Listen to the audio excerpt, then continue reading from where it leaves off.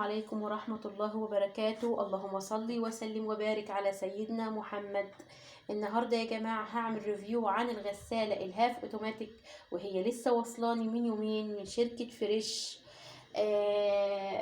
وفكرت اعمل عنها ريفيو من كتر ما هي عجبتني. بتنظف جدا يا جماعة، بتوفر في المسحوق.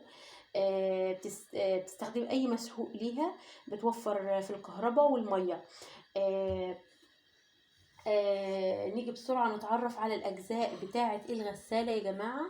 أول حاجة تايمر الغسيل، وهو ساعة اللفة بتاعته ربع ساعة. لو احنا محتاجين دورة تاني ممكن نديها ربع ساعة تاني. بعد كده يا جماعة عندنا زرار اللي هو الهدوم. لو عندي هدوم شتوي تقيلة يبقى على الناحية دي، ولو عندي هدوم صيفي خفيفة يبقى على الناحية التانية. بعد كده نيجي لزرار الصرف. هي الغسالة بتصرف طبعا، الناحية دي بتطرد المية وبتصرفها، والناحية دي بيشتغل الغسيل معنا. اول حاجة يا جماعة عايزة اعرفكم على الاجزاء بتاعة الغسالة. اول حاجة بتتكون من الطبق ده اللي هو الغطاء بتاع الغسالة، وفي نفس الوقت بيستخدم كطبق غسيل او نقع الهدوم اللي فيها بقع. والحبيبات دي يا جماعة بنحط عليها الهدوم المتسخة وبنبتدي نحركها كده بتنظف البقع، وجميل جدا.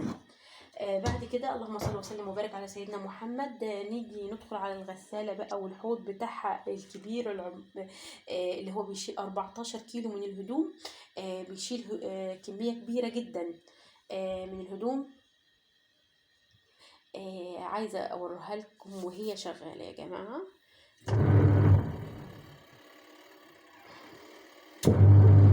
المروحة بتاعتها ما شاء الله كبيرة جدا، والحوض بتاعها كبير وبيشيل كمية هدوم كتيرة جدا، ومزودة بفلتر يا جماعة.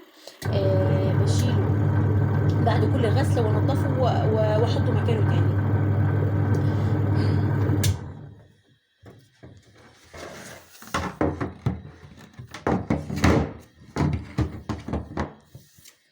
بعد كده يا جماعة نيجي للخرطوم بتاع الصرف.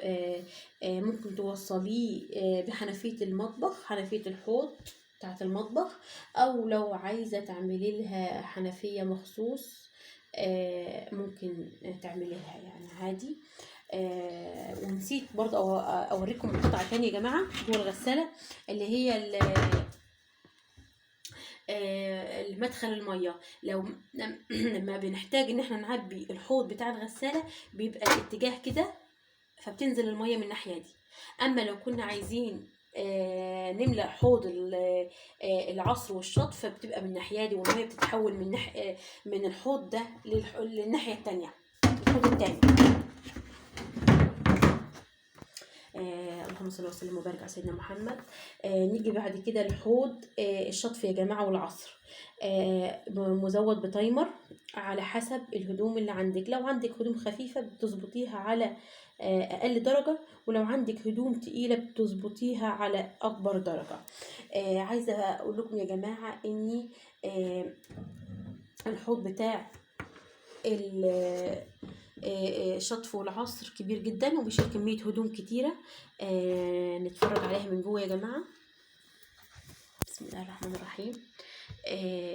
هو مزود بالقطعة البلاستيك دي، ودي حفظ الاتزان يا جماعة. بعد ما نملى الهدوم هنا، الهدوم اللي بنجيبها من حوض الغسيل بنحطها هنا. بنحط دي الشبكة دي البلاستيك عليها لحفظ الاتزان، حفظ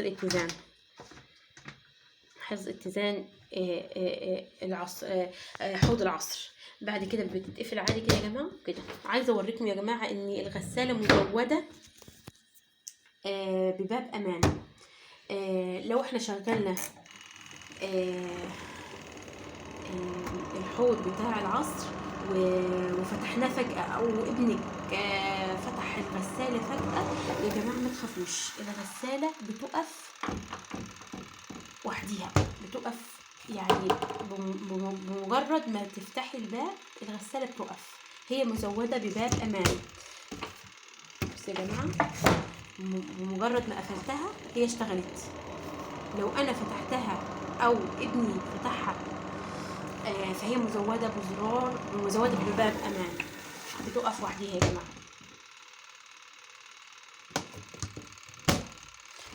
عايزه اقول لكم يا جماعه ان هي الغساله جميله جدا، وبتشيل كميه هدوم كتيره جدا، وبتنجز معاكي جدا في الغسيل، بتنظف حلو جدا جدا جدا جدا.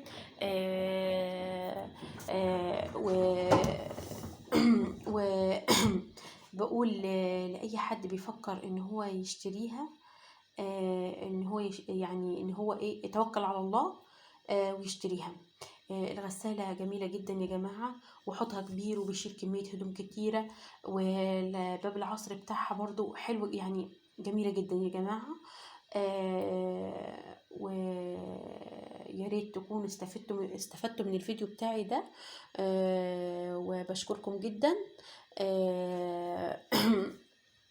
وأتمنى منكم أنكم تشتركوا في قناتي الجديدة عالم بيان. والسلام عليكم ورحمة الله وبركاته.